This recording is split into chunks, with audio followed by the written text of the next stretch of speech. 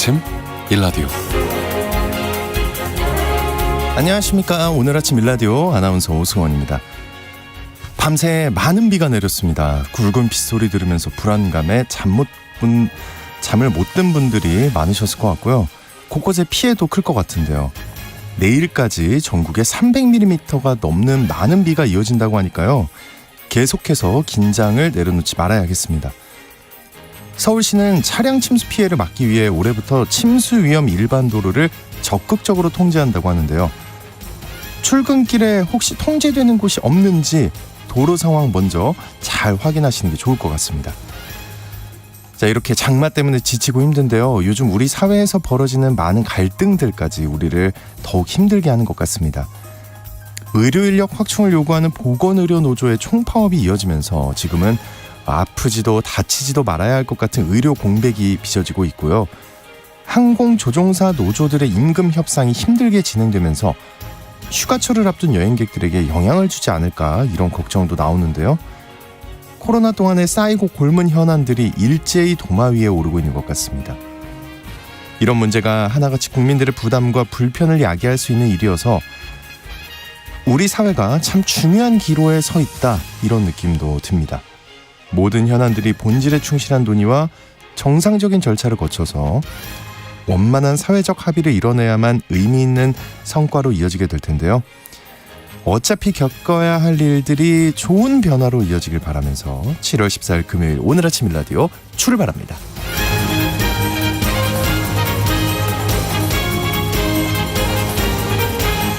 네, 오늘 아침 일라디오 이 시간은 물론 KBS 일라디오의 모든 프로그램은 유튜브 KBS 일라디오 공식 채널이나 모바일 콩 어플리케이션을 통해 실시간으로 함께 하실 수 있습니다.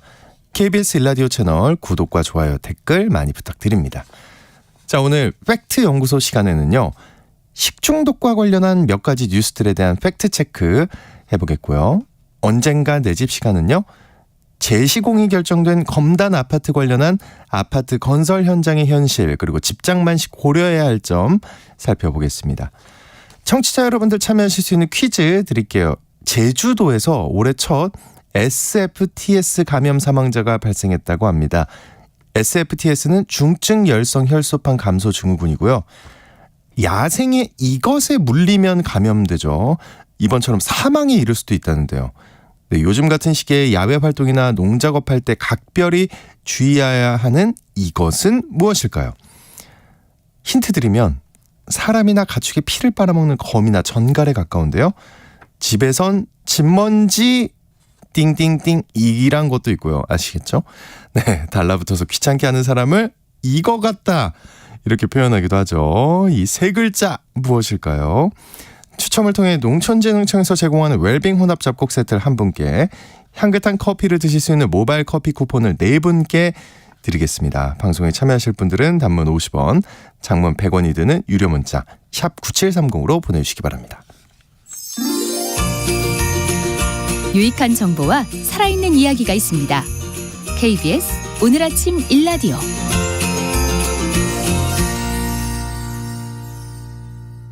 이 뉴스가 사실인지 혼란스러운 내용을 바로잡아보는 팩트 연구소 시간입니다. 팩트체크 전문 미디어의 뉴스톱 선정수 기자님과 함께하겠습니다. 안녕하십니까? 네, 안녕하세요. 네, 오늘은 어떤 팩트체크인가요? 후텁지근하고 비도 퍼붓는 장마철이잖아요. 네. 그래서 여름철, 특히 장마철에 굉장히 주의해야 하는 식중독에 관해서 잘못 알려진 정보들을 팩트체크 해보겠습니다. 식중독. 저희 시간에도 몇 번 주의를 드렸는데 걸리면 네. 굉장히 고생한다고 하죠. 이 식중독과 관련한 잘못된 정보가 뭐가 있을까요? 첫 번째 주제는 장마철에 회 먹으면 안 된다 이건데요. 안 되지 않습니까?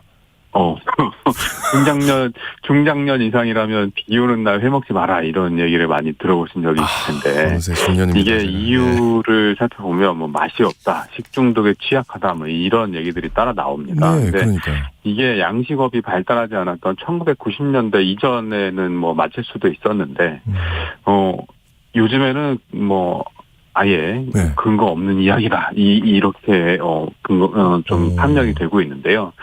양식산 활어가 거의 없다시피 했던 90년대 이전에는 비가 많이 오면 고기잡이 배가 출하를 하지 못해서 싱싱한 활어 공급이 부족해지고 횟집 수조에 오래 가둬뒀던 맛이 떨어진 고기가 횟감으로 사용되는 경우가 많았다고 합니다. 그런데 지금은 양식산 활어가 90% 이상을 차지하는데 이 양식산 활어는 좁은 수조에 가둬놔도 육질이 떨어지지 않는다고 합니다. 비가 와도 맛없을 일이 없다는 거죠. 네. 그리고 또 여름에는 어패류와 관련돼서 문제를 일으키는 식중독균이 장염 비브리오균인데요. 예전에는 비가 오고 습도가 높아지면 이 비브리오균이 급격히 증식해서 식중독 위험이 높아진다. 이런 속설이 있었다고 합니다. 그런데 부경대 조영재 명예교수의 실험에 따르면 습도와 세균 증식은 유의미한 상관관계가 없는 것으로 밝혀졌습니다. 예. 습도가 높다고 이 장염 비브리오균이 더 많이 늘어나는 것이 아니기 때문에 비 오는 것과 생선회 식중독 위험은 관련이 없다고 보는 게 타당할 것 같습니다. 알겠습니다. 이제 비 오는 날 생선회 먹지 마라 이 얘기는 근거 없다. 옛날 얘기다. 이렇게 그렇습니다. 알아두겠습니다. 이건 또 무슨 얘기인가요? 식중독은 상한 음식을 먹어야 걸린다. 이거 맞는 말이지 않아요? 예. 식중독 상한 음식 때문에 걸리기도 하지만 상하지 않은 음식을 먹어도 굉장히 많이 걸립니다.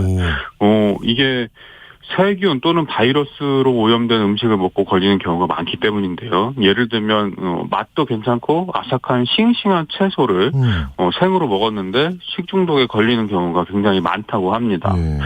달걀, 우유, 어패류 등에 증식한 살모넬라, 장염 비브리오균, 대장균 이런 것들이 원인이 되는 감염형 식중독 얘기인데요. 살아있는 세균을 다량으로 섭취하면 발생합니다. 여름철에 특히 주의해야 하는 식중독은 병원성 대장균 식중독인데요.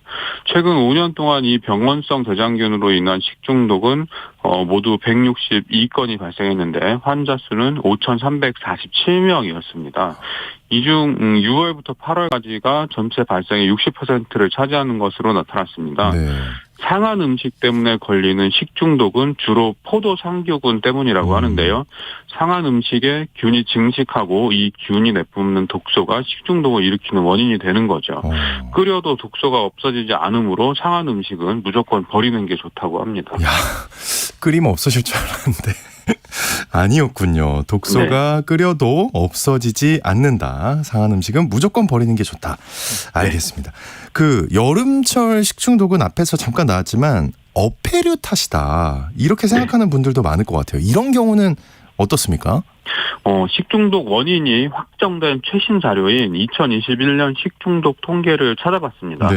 어패류 섭취에서 기인하는 장염 비브리오균 식중독은 2건 8명에 불과합니다. 근데 주로 축산물에서 기인하는 살모넬라균 식중독은 32건에 1,561명으로 가장 많았고요. 겨울철에 많이 발생하는 노로바이러스 식중독은 57건에 1,058명이었습니다.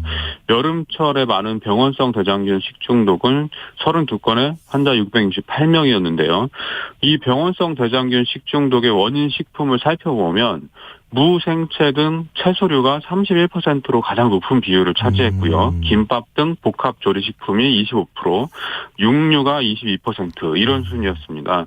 채소류를 먹고 일으킨 식중독이 굉장히 많은 거죠.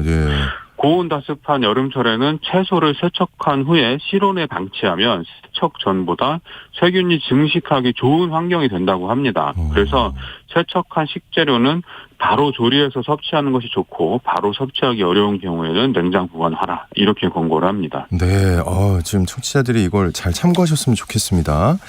또 생닭을 씻을 때 그 전후로 손을 잘 씻어야 한다. 칼이나 도마를 따로 써야 한다. 이런 얘기 어제 전해드린 것 같은데. 그렇습니까? 생닭을 씻으면 식중독 위험이 높아진다는 말이 있다고요. 그러면은 어떻게 해야 됩니까, 이거? 씻지 말아야 되는 거 아니죠? 아닙니다. 그건 아닐 것 같아요. 게 아니고 조심해서 씻으시라 이제 이런 얘기인데요. 이게 캠필로박터 식중독에 대한 얘기입니다. 캠필로박터는 달개나 칠면조, 개와 고양이 등의 가축의 장에 많은 세균으로 이 캠필로박터균에 감염된 음식을 먹었을 때 발열과 구토, 복통을 등반하는 식중독에 걸릴 수 있습니다. 캠필로박터 식중독은 7월, 8월에 발생 빈도가 굉장히 높은데요. 기온이 높아서 균이 쉽게 늘어나고 삼계탕 등 보신용 닭 요리 소비가 많아집니다. 네. 이 캠필로박터 식중독은 생닭을 씻는 물이 튀어서 다른 식재료를 오염시키거나 생닭을 다루던 조리 기구로 과일, 채소를 또 손질할 때 많이 발생한다고 합니다. 생닭을 냉장고에 보관할 때는 밀폐 용기에 넣어서 맨 아래 칸에다 보관을 해야 한다고 하는데요. 네. 이 밀폐 용기를 사용하지 않고 그냥 째로 넣으면 이 생닭에서 나온 핏물 등이 냉장고 안에 다른 식품을 오염시킬 수 있다고 합니다. 그리고 이 생닭을 씻어야 될 때는 주변 다른 식재료에 물이 튀지 않도록 주의해야 하고 다른 재료를 모두 손질한 뒤 가장 마지막에 생닭을 씻으라고 권고를 합니다. 네. 그리고 닭을 조리할 때는 속까지 충분히 가열해서 조리를 해야지 캠필로박터균을 없앨 수 있다고 합니다. 야, 까다롭네요. 이거 다루는 게. 네. 이럴 때는 제가 요리를 못하는 게 다행이다. 네, 라는 생각이 들기도 합니다. 그 해마다 여름철에 음식점에서 살모넬라 식중독 사례가 나오고 있는데요. 예. 특히 2021년에는 김밥집에서 잇따라 식중독이 발병하기도 했었잖아요. 사실 제가 잘 먹던 김밥집이었는데 네, 이 때문에 예. 살모넬라는 가금류, 그러니까 닭, 칠면조 이런 것들 가금류라고 하죠. 네네. 가금류, 포유류의 장내에 기상하는 병원성 세균인데요. 이 달걀을 만진 뒤에 손을 씻지 않고 음식을 조리하거나 다른 조리기구를 만질 때 생기는 이 교차 오염으로 인한 식중독이 발생하는 굉장히 많은 사례가 발생하고 있는 식중독입니다. 이 주요 원인 식품을 살펴보면 달걀을 원료로 조리한 계란말이, 계란 지단 등 달걀 조리식품이 가장 높은 비율을 차지하고 있는데요. 그 외에는 김밥, 도시락 등 복합 조리식품과 육류 이런 순서로 나타납니다. 우선 달걀을 구입할 때는 껍질이 깨지지 않은 것을 구입하고 구입 후에는 즉시 냉장고에 넣어서 다른 식재료와 구분해서 보관하는 것이 좋다고 하고요. 달걀을 깨고 난 뒤에 반드시 비누 등 세정제로 손을 깨끗이 씻어야 하고 달걀 껍질을 만지거나 달걀물이 묻은 손으로 다른 조리된 식재료를 만지지 않도록 주의해야 한다고 합니다. 이 살모넬라균은 자연에 널리 퍼져 있어서 식재료에서 완전히 제거하는 것은 어렵지만 이 열에 약하기 때문에 가열 및 조리로 충분히 예방할 수 있다고 합니다. 그래서 식약처는 가급적 계란 요리를 할 때 노른자, 흰자를 다 완전히 익혀서 드시라고 권고를 하고 있습니다. 네, 이거는 좀 걱정을 덜 해도 되겠네요. 열에 약하다, 가열 조리로 충분히 예방할 수 있다. 알겠습니다. 그래서 또 이런 분들도 계실 거예요. 식중독은 밖에서 먹은 음식 때문이다. 이렇게 생각하시는 분들이 많을 것 같은데 이건 어떻습니까? 사실인가요? 예, 또 아까 말씀드렸던 2021년 식중독 통계를 살펴보면 전체 245건의 식중독 사례가 보고됐는데요. 네. 환자는 5,160명이었고요. 이 중에 가정집에서 일어났다고 신고된 식중독 사건은 3건에 환자 12명에 불과합니다. 음식점은 119건에 환자 2,705명 이런 정도로 많고요. 네. 제일 많고요. 그다음에 학교 외 집단 급식소, 학교 이런 순서로 많았습니다. 이게 우리나라는 식품위생법으로 식중독 관리를 하고 있는데요. 의사가 식중독 환자를 진료했을 때나 식중독 의심 환자를 발견한 집단 급식소 운영자가 지자체에 보고하도록 규정을 하고 있습니다. 근데 음식점이나 가정집에서 발생했을 때는 본인 또는 보호자가 직접 보건소에 신고하도록 되어 있습니다. 네. 그래서 일반 가정집에서 발생한 식중독 사례가 없는 게 아니라 보고되지 않고 넘어가는 게 많다. 이렇게 보는 게 타당할 것 같습니다. 네네. 왜냐하면 음식 조리 과정과 보관 과정에서 식중독균 오염은 얼마든지 일어날 수 있는 것이고요. 그게 가정집이든 집단 급식소든 조리 담당자가 얼마나 위생적으로 관리를 했는지 이게 이제 중요한 문제가 되겠죠. 네. 그럼 마지막으로 우리가 일상에서 좀 어떻게 해야 이 식중독 위험을 낮출 수 있을까요? 식중독 예방 6대 수칙이 있는데요. 네. 손 씻기, 익혀먹기, 끓여먹기, 세척 소독하기, 구분 사용하기, 보관 온도 지키기입니다. 흐르는 물에 비누로 30초 이상 손을 잘 씻으면 식중독 위험이 굉장히 낮아지고요. 날 것보다는 익혀먹고 끓여먹는 게 좋습니다. 그리고 식재료와 조리기구는 깨끗이 닦고 소독하는 게 중요하고요. 날 음식과 조리 음식에 사용하는 칼과 도마를 구분해서 쓰는 게 중요합니다. 그리고 냉장식품은 5도 이하, 냉동식품은 영하 18도 이하에서 보관하는 것도 식중독 위험을 굉장히 낮출 수 있는 길이라고 합니다. 네. 이 6대 수칙이 너무 복잡하면 그냥 3대 요령만 외우시면 됩니다. 3대 요령. 네. 익혀먹기, 끓여먹기 요것만 지켜도 식중독 위험을 굉장히 낮출 수 있다고 하네요. 알겠습니다. 자, 오늘 팩트 연구소 여름철 장마철에 우리를 괴롭히는 식중독에 관해 몇 가지 뉴스에 대한 팩트 체크 해봤습니다. 뉴스톱의 선정수 기자였습니다. 오늘 고맙습니다. 고맙습니다.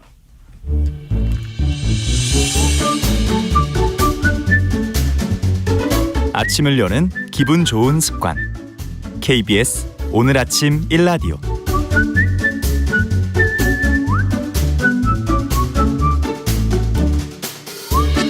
주택시장의 기본 상식과 이슈를 살펴보는 언젠가 내 집 시간입니다. 지하주차장에 심각한 부실 시공이 드러난 인천 검단 아파트 현장을 GS건설이 재시공하겠다고 발표를 했는데요.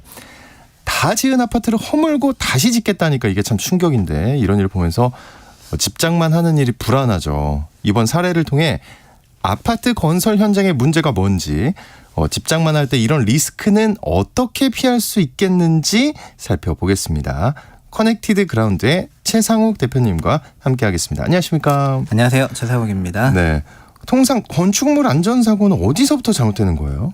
일단은 시작을 검단 안단태 현장으로 말씀을 하셨는데, 보통의 공사 중인 건축물의 안전사고는 건축물을 지을 때 발생하거든요. 지을 때. 네, 왜냐하면은 지어진 건축물이 붕괴되는 경우는 정말 유례가 없는 매우 희소하게 일어나는데, 그러니까 들어본 적이 거의 짓는 중에는 그런 사건 사고가 많이 나요. 사실 2년 전에 광주 화정 아이파크 같은 경우에도 네. 짓는 중에 나왔는데, 왜냐하면은 콘크리트가 우리는 콘크리트를 다 굳은 상태만 보기 때문에 굉장히 구조적으로 단단한 이런 구조체라 생각하실 수가 있는데, 굳지 않은 콘크리트를 타설을 하는 그 과정에서 이게 구조 그 힘을 받게 되는 과정까지 양생을 해야 되거든요. 네네네. 이게 단단해지는 과정을 양생이라고 하는데, 그때까지 그거를 양생이 다 되지 않은 상태로 더 상부 공사를 진행을 하거나, 양생이 다 되지 않았는데 뭐 바닥을 받치는 서포터를 다 빼거나 이러면서 또 공기를 좀 단축시키려고 하는 과정에서 이제 양생덜 된, 그래서 보통은 이런 거의 대부분의 90% 넘는 안전사고는 다 짓는 중에 발생하는데요. 이번에 검단 안단태가 좀 당시 4월에도 충격이었던 거는 다 지어서 성토를 막 하고 한참 거의 이제 입주 임박했는데 그게 무너졌잖아요. 그래서 굉장히 충격이었던 것 같습니다. 지금 또 그거 있잖아요. 폭우 속에 콘크리트 타설을 해서 논란이 빚어진 건설 현장이 있었잖아요. 네. 이게 물이 들어가면 안 되는 거 아닙니까? 이거는 이해가 안 돼요. 저도 이제 현장에서 콘크리트를 타설하다 보면은 그 아침에는 날씨가 되게 좋다고 해서 그 타설 준비를 굉장히 많이 하고, 그 다음에 그 타설할 지역을 한 번에 다 타설하는 게 좋거든요. 왜냐하면은 중간에 끊어치거나 하게 되면은 그 조인트가 생기고 그 부분이 힘이 약해질 수가 있기 때문에 균질한 물성을 위해서 콘크리트를 한 번에 다 치려고 노력을 해요. 그런데 뭐 소나기가 갑자기 온다거나 이런 준비 다 했는데 네, 타설 네. 한참 하고 있는데 소나기가 갑자기 오게 되면은, 그때는 그 소나기 양에 따라서 이걸 끊어서 칠지 아니면 내가 계획한 대로 다 끝까지 갈지를 굉장히 고민을 하게 되는데, 요즘에는 그런 비가 뭐 소나기처럼 조금 내리는 게 아니라 뭐 거의 스콜처럼 네. 하늘에서 쏟아부어 버리니까, 그쵸. 그러면은 이게 굳지 않은 콘크리트는 물과 시멘트와 이제 그 자갈들의 혼합체인데, 네네. 이게 물 시멘트 비율이 있거든요. 그 물 시멘트 비율이 빗물 때문에 희석이 되게 되면은, 그러면은 구조 그 원하는 응력을 그 구조체가 받아줄 수가 없기 때문에 굉장히 위험한 일이 될 수가 있죠. 네네. 그래서 비 올 때는 진짜 안 치는 게 정상이죠. 예. 그러니까 특히나 장마철인데. 네. 그래서 장마철에는 보통 공사를, 그래서 저도 골조공사를 하고 마감공사를 할 때 골조공사 때는 진짜 비가 일단 최대한의 그 관건이고요. 그리고 이런 거를 피하기 위해서 정말 노력을 많이 하는데 요즘에는 그런데 또 전반적인 그런 온난화와 그 수증기가 많다 보니까 비가 많이 내려가지고 이런 것들이 여름에 공기가 좀 몰려 있으면은 힘들어지는 것 같습니다. 그 건축물 붕괴에도 여러 패턴이 있다고 들었습니다. GS의 경우는 어떤 경우에 해당되는 건가요? 네, 이번에 그 검다 안단테 사건 같은 경우에는 건축물의 일반적인 붕괴와는 조금 다르게 전단이라고 해서 전단이요? 네, 전단은 그러니까 두 힘이 다른 방향으로 똑같이 움직일 때 이렇게 무 자르듯이 썰려 나가는 게 전단이거든요. 그러니까 저희가 이렇게 눌렀을 때 주저앉을 수도 있고 전체가 주저앉을 수도 있는데 이 경우에는 기둥이 있고 슬라브가 있는데 슬라브가 그대로 이렇게 주저앉아 버린 거예요? 네, 그 기둥이 뚫고 올라왔다고 보셔도 되고 슬라브가 주저앉았다고 볼 수도 있는데, 그러니까는 이게 그거를 막기 위해서는 그 기둥과 슬라브의 접합부에 이런 전단을 보강하기 위한 그 철근을 넣게 되고 철근은 이렇게 당겨주는 인장력의 그 인장력을 담당하는데 이게 미끄러지려고 하면 철근이 딱 잡아주기 때문에 이게 전단 보강이 되거든요. 그런데 이번 사건에서 보시면은 국토부가 얼마 전에 그 결과 보고서를 다 발표를 했는데 설계 단계에서 전단 보강 철근이 빠졌기 때문에 설계 단계에서요? 네, 설계에서 전단 보강 철근이 빠졌고 그리고 이거를 정확히 말하면은 구조 설계도에서는 전단 보강 철근을 당연히 넣죠. 근데 그 구조 설계도는 구조 설계인 도면이고 시공을 할 때는 샵 드로잉이라고 해서 실시 설계 도면을 가지고 그 현장 기사들이 시공을 하게 되거든요. 그럼 구조 설계 도면을 샵으로 전환하는 과정이 있어요. 구조 설계도는 전체 건축물의 그 배치를 쭈르륵 계산하면서 구조 설계를 하는 거지만은 샵은 내가 시공하려고 하는 뭐 컬럼 13-A 컬럼의 그 샵 드로잉 이런 걸 보게 되는데 이 구조 설계를 샵으로 바꿀 때 보통 주니어들이 하시게 되거든요. 일반적으로. 그래서 막내들이. 그렇죠. 그래서 그런 과정에서 이게 샵에 반영이 안 되는 미스가 있었죠. 그래서 기둥 부분에서 전단 철근이 도면이 없으니까 시공에서도 그 도면대로 시공을 하다 보니까 자연스럽게 철근이 누락이 되는 사건이 발생을 했고 그리고 그 도면이 없었던 것뿐만 아니라 조사를 좀 더 해보니까 샵에는 철근 전단 보강근이 들어갔는데 실제 시공에서도 4개 정도는 전단 보강 철근을 빼버렸어요. 근데 아마 이거는 그 같은 층의 기둥이 그 이제 수십 개가 쫙 깔려 있는데 저쪽에서부터 보면은 전단 보강 철근이 전부 없는 상태로 공사를 계속 해왔을 텐데 여기서 이제 철근이 들어가기 시작하니까 거기서부터는 좀 달라져야 되잖아요. 그렇죠. 그래서 그거를 뭐 잘 체크하지 못했다거나 미스했다거나 하면서 좀 빼왔었으니까 좀 뺐었을 수도 있고 여러 이유가 있지만 어쨌든 근본적으로 샵에서 도면이 쫙 들어갔으면은 시공도 그렇게 했을 텐데 그래서 이게 설계 관련해서 그 잘못된 포인트가 하나 있었고 그 발주처 쪽에서는 건설사가 이 설계 도면을 그 검증하고 그 할 책임이 있는데 그거를 소위 GS 건설식이나 되는 회사가 못했다는 부분에 대해서 이제 뭐 문제가 있다 이렇게 지적을 했고 그게 실제로 맞는 거기 때문에 GS가 이번에 뭐 전면 재시공이나 뭐나 이런 여러 가지 보상안을 마련하고 있는 그런 상황입니다.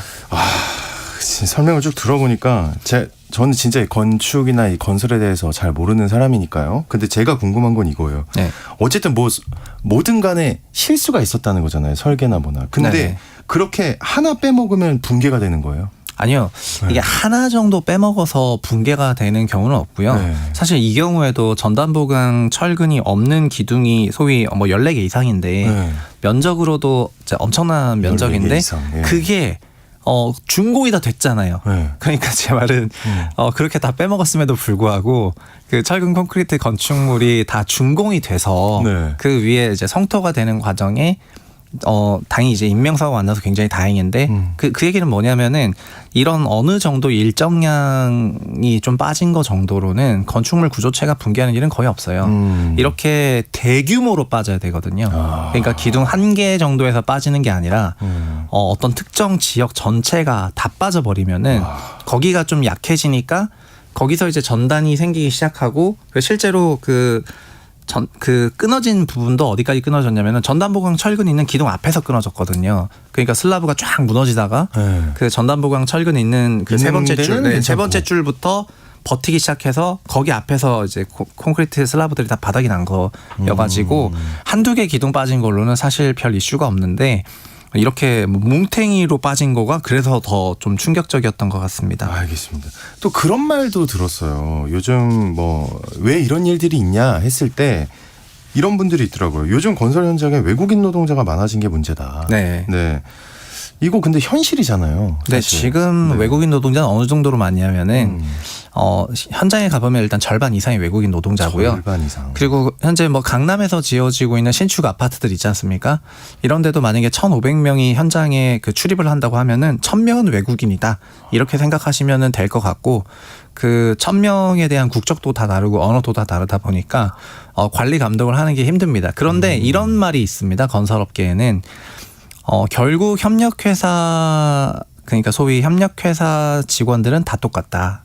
그러니까 삼성물산이든 현대건설이든 GS든 중견건설사가 시공을 하는 그 어느 현장이든 일하는 그 인력들은 다 똑같은데 어느 현장은 공사 관련 문제가 생기고 어느 현장은 문제가 생기지 않는데 그건 왜 그러냐면은 그 발주처인 건설사의 매니지먼트 역량에 달려 있거든요. 그래서 늘 이렇게 얘기하는데 A 현장에서 문제가 일어났다 하더라도 거기서 일했던 사람이나 문제가 없는 B 현장에서 일어났던 사람이나 같은 사람이고요. 네. 네, 결국은 매니지먼트의 그 건설업이 서비스업이니까 말 그대로 이런 매니지먼트 스킬이 중요한 산업인데 이게 그래서 외국인이 많다 해서 이렇게 문제가 생기는 건 아닌데요. 거꾸로 외국인 인력들이 많아지다 보면은 그 매니지먼트 역량이 많이 필요해져요. 한국 사람들을 썼을 때와 관리하는 방식도 달라야 되고 외국 사람들과 문화, 관행, 관습 차이들이 존재하기 때문에 그 건설사에 요구되는 매니지먼트 스킬은 더 올라가고 그러면 뭐 사람도 더 늘어나고 이렇게 해야 되는데요. 그런데 현실적으로는 어떤 풍조가 있냐면은 국내 대형 건설사들이 지금은 굉장히 네임밸류가 있지만 2013년, 14년, 2011년부터 2014년까지 어떤 일들이 있었냐면은 중동에서 저가 수주를 하는 바람에 중동의 저가 수주로 인해서 공사비 1조짜리인데 소위 뭐 8천억의 수주를 해야 되니까 해외에서 상당한 그 부실이 발생을 하게 되거든요. 그래서 2013, 14, 15년쯤에 우리나라 국내 대형 건설사들 거의 모두가 현대건설, GS건설 마찬가지지만 뭐 대우건설, 삼성물산 등 거의 모두가 그 해외 사업이랑 기술자 중심의 CEO에서 재무와 관리 중심의 CEO로 전부 전환이 되게 돼요. 네, 그래서 종전에는 뭐 돈 버는 거보다는 뭐 기술적으로 좀 더 발전하고 성장하는 거를 중시하는 그런 건설사의 문화가 있었는데 2015년 이후부터는 기술도 중요하지만 돈 버는 게 더 중요하고 해외에서 엄청난 손실이 났던 거는 이제 좀 관리를 타이트하게 해야 되겠다고 하면서 건설사 안에서도 기술자를 상대적으로 경시하는 그런 것들이 이제 좀 쌓여가는 것 같고 초반 몇 년에는 실적이 개선되고 이러니까 시장도 좋아하고 했었는데 지금은 어느 순간 기본적으로 해야 될 것도 못하는 그런 상태가 조금 된 게 아니냐 약간 이러면서 이런 문제가 있는 것 같습니다. 와 충격입니다. 근데 왜냐하면 왜 더 충격이냐면요. 막 제가 80년대 초반생인데 저희가 자랄 때만 해도 막 우리나라가 뭐 어디에 뭘 지었다. 네, 막 건설 강국이다 이제. 뭐 우리나라는 최고다. 근데 이게 아파트인데 뭐 저처럼 모르는 사람도 아파트는 그렇게 어렵지 않다는 인식이 있거든요. 네, 아파트는 실제로 공사가 그렇게 어려운 공사는 아니에요. 왜냐하면은 그 평면이 똑같은 건축물이 거의 35개씩 35개층 정도 올라가기 때문에 이게 소위 며칠 사이클이라 그래서 한 층에 뭐 소위 뭐 7일 사이클, 한 층에 4일 사이클 이렇게 같은 그 유닛 공사를 계속 반복할 수가 있거든요. 이거는 거의 조립이랑 똑같아서 같은 자동차를 35개 만드는 거랑 같기 때문에 1층 공사할 때는 7일씩 걸리지만 나중에 꼭대기층 공사할 때는 그 숙련이 돼가지고 소위 4일 걸릴 수가 있거든요. 그런데 일반적인 건축물은 건축물 형상이라든가 내용들이 다 다르기 때문에 이렇게 숙련될 수가 없고 그러다 보니까 이런 건축을 프로젝트라 그래서 한 번 하고 끝난다. 그러니까 그 한 번을 잘하기 위해서 프로젝트 매니지먼트를 하고 전체 프로젝트의 리스크 관리를 하는데 아파트는 프로젝트성 건축물이라기보다는 설계하는 것도 되게 그렇거든요. 그 평면 타입들이 한 50종 준비를 해가지고 그 그 땅 모양을 보면서 여기는 이렇게 설계하면 되겠다. 25평 그 라이브러리에서 몇 개 꺼내가지고 여기 따다닥 설계하고 따다닥 이렇게 기본적으로 설계하다 보니까 그동안 관행적으로 너무 쉽게 문제없이 이렇게 됐던 그런 부분들에서 안이함이 있었던 게 아닌가. 알겠습니다. 네. 그 이번 폭우에 네. 비만 오면 그 침수되는 강남 아파트도 그렇고요. 근데 아파트 값이 네. 정말 수십억 하지 않습니까? 네, 그렇죠. 네, 그렇습니다. 이렇게 지으면 누가 책임집니까 이거? 건설사들이 당연히 책임져야죠. 일단은 검단 사건 같은 경우에는 건설회사가 그 입주자들이 계약자인데 이들이 그 정해진 날짜에 입주를 못하고 됐기 때문에 입주자 모집 공고에는 그 지체 보상금이라고 해서 정해진 날짜에 입주민이 입주 못하면 6.5% 정도 되는 연체 이자를 내게 되어 있고요. 그래서 그 금액을 1년, 2년, 3년 계산할 때마다 소위 뭐 350억, 700억, 1150억 이렇게 올라가게 되어 있고 그걸 인원수로 나누면은 지체 보상금 이자를 얼마 받게 된다. 이런 얘기가 있는 거고요.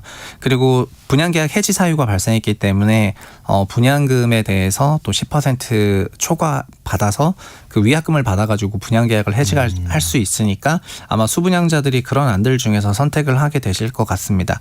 그리고 뭐 전면 제시공인이 뭐니 하는 그런 부분들은 나중에 8월에 조사 결과 좀 더 나오면은 그렇게 좀 더 논의가 될 것 같은데요.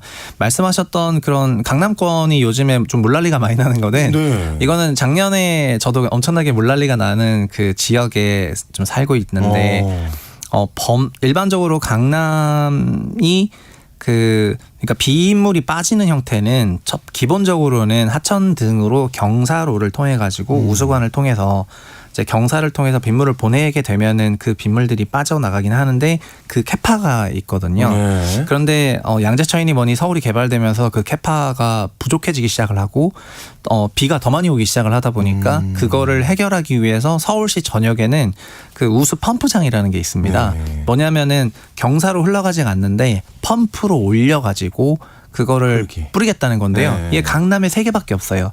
왜냐하면 강남에서 이런 펌프장 짓는 걸 싫어합니다. 그래서 구로구에는 10개씩 있는데 세상에. 네, 강남구에는 3개밖에 없어가지고 그렇게 사람 많이 사는데. 네, 그래서 이런 펌프장이 있어야지 뭐 반포천으로 보내고 막 이렇게 할 텐데 그 펌프장 수도 일단 부족하고요. 그리고 이렇게 펌프 집수구로 물이 들어가서 그걸 펌프로 끌어올려야 되는데 작년도 보셨겠지만 그 물 들어가는 우수 그 안에 막혀 있고 이러다 보니까 그게 오히려 더 그 도로가 오버플로우가 돼가지고 물이 더 넘치고 막 이런 게 있었거든요. 그래서 그 개별 아파트 단지의 이슈라기보다는 제가 생각할 때는 강남 인프라 전체가 지금 이렇게 좀 폭우가 내리는 상황에서는 조금 협소하고 그리고 2010년대 우면산 사태 있고 그때 막 물난리 있었을 때 맞네요. 그때도 우면산 사태 있고 나서 이 강남구랑 서초구랑 그리고 다른 뭐 양천구랑 이런 많은 구들이 있었는데 구별로 그 문제를 해결하는 방식들이 조금 달라지게 되면서 또 양천구나 이런 데는 엄청나게 잘 해결을 했지만 서초 강남은 여전히 그때 우면산 사태 이후로 이런 인프라들이 많이 개선되지 못했거든요. 그래요? 그러니까 2022년에 그런 엄청난 물난리가 났었던 것 같고요.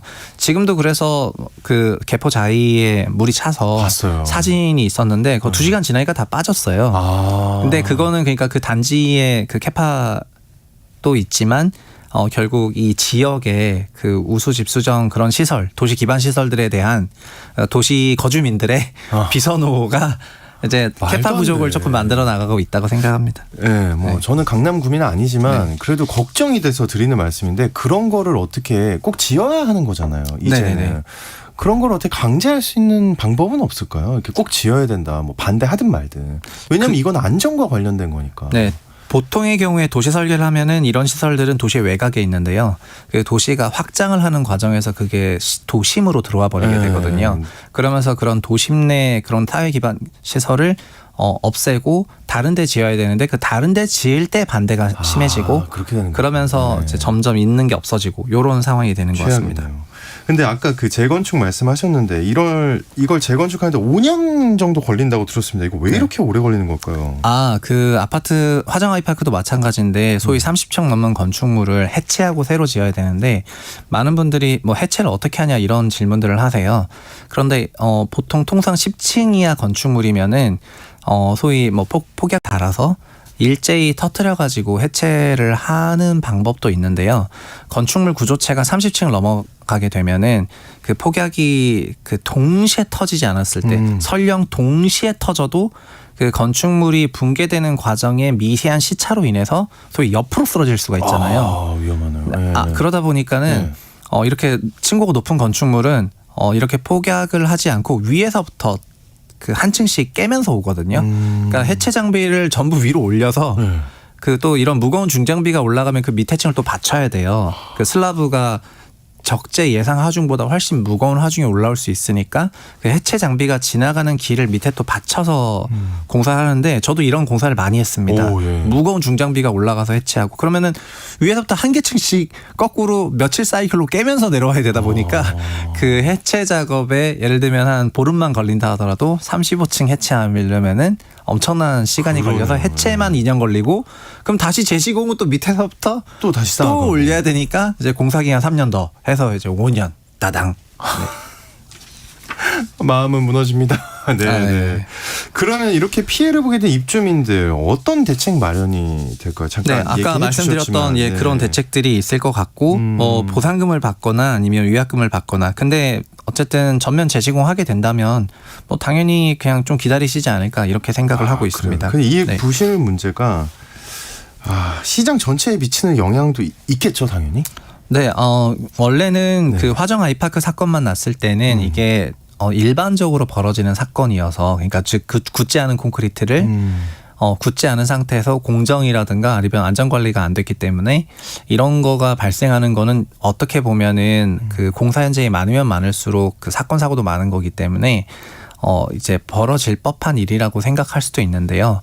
이 검단 사고 같은 경우에는 다 준공된 건축물이 붕괴되는 사고였기 때문에 우리나라 국민들한테는 거의 트라우마처럼 있는 산풍이나 성수 같은 그런 이슈를 다시 꺼올리게 되고요. 사실 산풍과 성수는 구조 방식도 다 다르고 이 아파트와 이게 백화점 건축물이고 그리고 교량 같은 거는 아예 이런 뭐 기둥 방식이 아니라 트러스로 짜여져 있기 때문에 완전 다르지만은 어쨌든 준공된 건축물이 무너지는 건 너무 충격이잖아요. 그렇죠.